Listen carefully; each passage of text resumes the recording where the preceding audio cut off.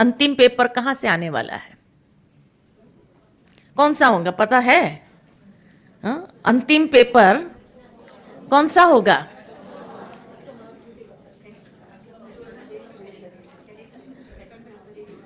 अंतिम पेपर कौन सा होगा? जो कहा कि अगर पेपर आउट हो गया है, लीकेज हो गया है, तो अभी तो क्वेश्चन मालूम होना चाहिए कि पेपर आउट हुआ तो कौन सा पेपर होगा?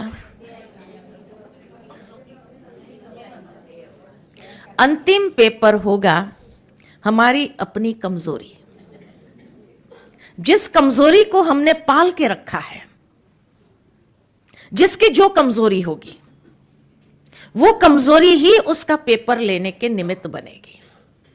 अब उसकी कमजोरी अगर मोह होगा तो मोह पेपर के रूप में आएगा, उसकी कमजोरी अगर अभिमान होगा तो अभिमान के रूप में आएगा।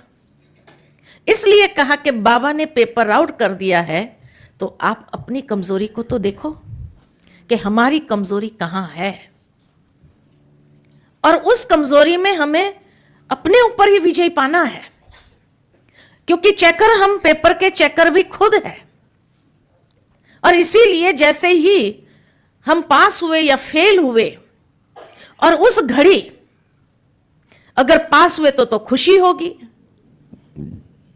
और अंदर से निकलेगा मैं पास हो गए, और अगर उस घड़ी फेल हो गए तो खुशी खत्म और आएगा फेल हो गए।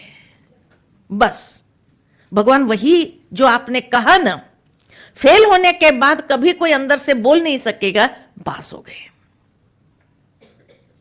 तो इसीलिए जैसे ही ये संकल्प आएगा, क्या करें, फेल हो गए, बस वो आपका जो डिसीजन होगा पास या फेल का, वही फाइनल है। इसलिए कहा कि यहां पेपर भी आउट है,